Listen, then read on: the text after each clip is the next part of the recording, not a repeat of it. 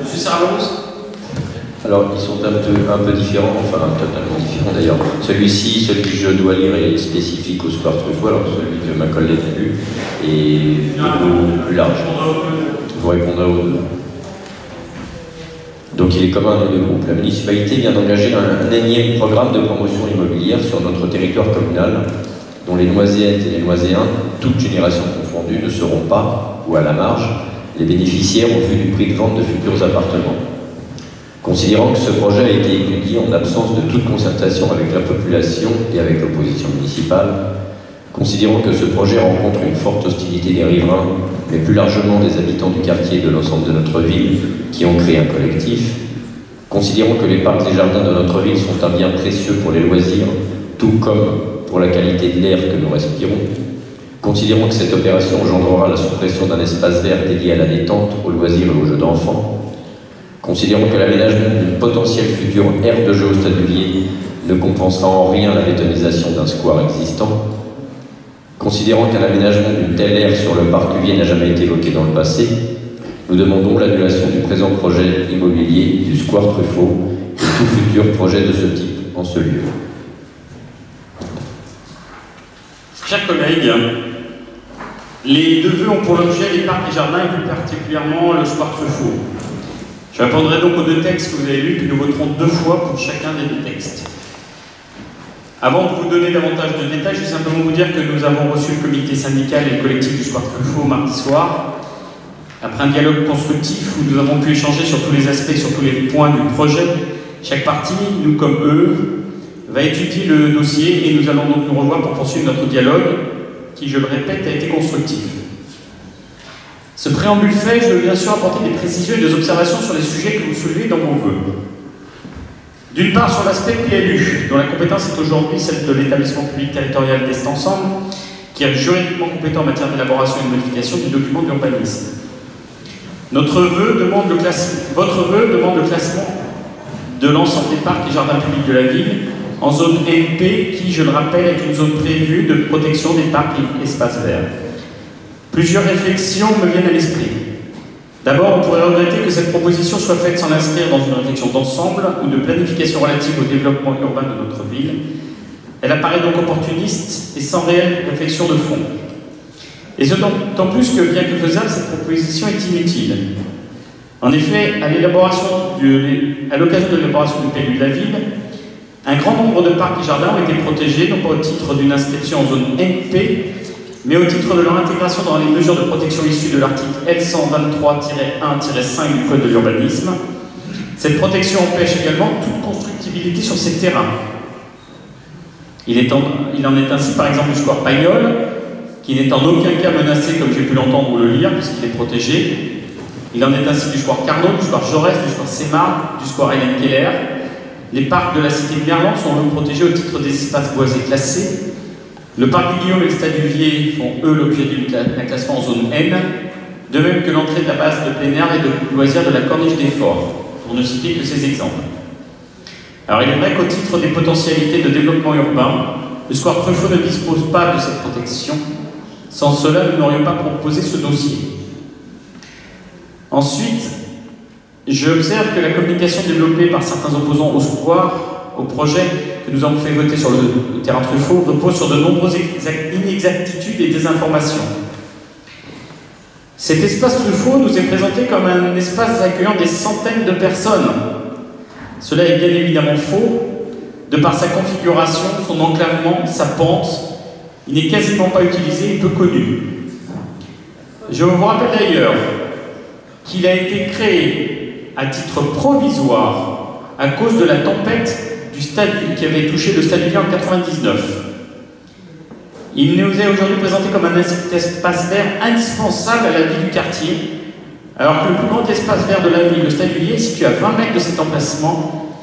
De surcroît, le projet envisagé sur cette parcelle fait la part belle à des jardins, des arbres existants pourront être conservés.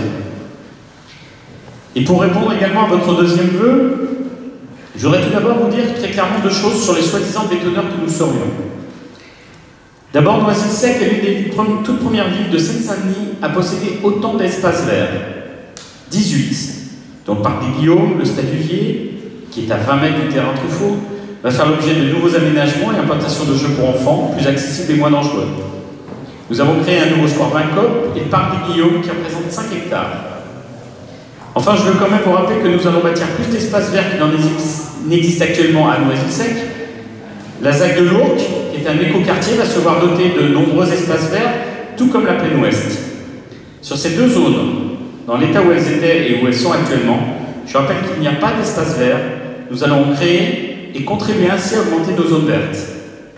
Nous sommes une ville très verte et dans les années à venir, elle le sera encore davantage. Ensuite, chers amis, quelques réflexions en matière de construction de logements. Vous entendre dire exactement l'inverse des dirigeants issus de vos formations politiques qui sont aux affaires me fait légèrement sourire. Je ne vous ferai pas l'affront de reprendre les annonces de tous les ministres du logement qui succèdent depuis de nombreuses années, en acteurs avisés de la vie politique et de surcroît dans vos formations politiques dont la construction de nouveaux logements est depuis toujours un véritable credo. Néanmoins, écoutez ceci. On a aujourd'hui une période intéressante. On a des chiffres de la construction et de la vente et d'augmentation des permis de construire extrêmement intéressants. Il faut surtout, si l'on veut construire plus, qu'il y ait une mobilisation générale de l'ensemble des élus. Je suis ministre du Logement. Je mets en œuvre des politiques nationales avec des dispositifs qui peuvent aider les particuliers et les villes qui veulent construire. Je trouve totalement fou que des élus de la République puissent se soustraire à l'application de la loi parce qu'ils ne veulent pas construire dans leur commune des logements. Ils le font très souvent de manière opposée au logement social et pas simplement. Moi j'ai vu des maires après les municipales en Ile-de-France en 2014 arrêter des programmes, y compris de promotion privée, tout simplement parce qu'ils ne voulaient pas. Alors que c'est des programmes qui permettent à pas mal de personnes de vivre correctement et aussi de répondre à un sujet majeur qui est que les Français souffrent quand même d'un logement et qui n'est pas assez de bonne qualité. Ces déclarations récentes, prises mot à mot, mes chers amis, sont celles de Madame Emmanuelle Causse, ministre écologiste du gouvernement actuel, tirées du grand jeu RTL Le Monde le dimanche 6 mars 2016.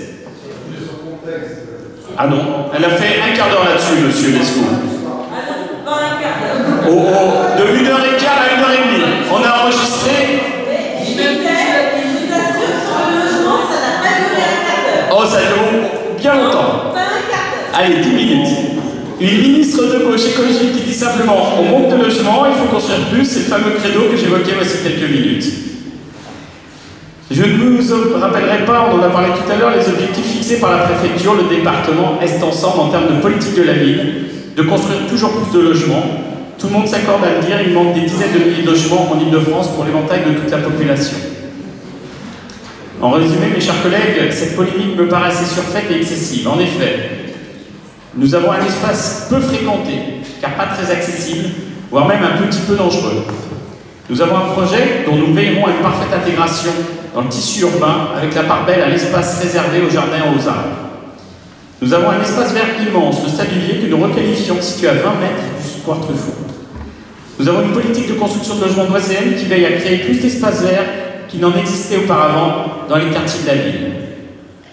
Nous avons une politique en faveur du logement pour tous, cohérente et respectueuse des objectifs de l'État, dont l'actuel ministre est écologiste et dont le président de la République et le Premier ministre sont socialistes.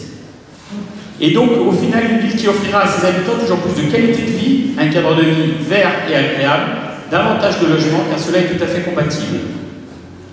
Enfin, je m'étonne beaucoup qu'il n'y ait pas eu de mobilisation massive pour sauver les espaces verts que l'OPH 93 va supprimer pour les constructions de Stephenson.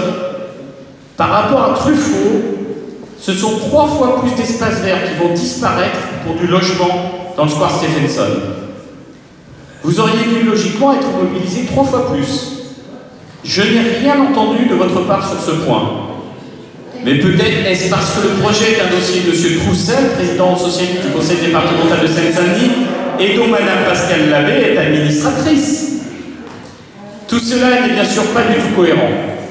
C'est la raison pour laquelle nous ne voterons pas vos vœux, car à Noisy, logement et qualité environnementale ne s'opposent pas. Et sur ce sujet précis du square Truffaut, je vous le redis, le dialogue est en cours. Qui est contre ce vœu? Lequel? Ah oui, le premier, pardon. le premier. Qui s'abstient? Qui est pour? 11. Pour le deuxième vœu de M. Sarverus, qui est contre? Qui s'abstient? Monsieur Lascouille? Non, vous rebaissez la main. Ok. Qui est pour? 11. Merci.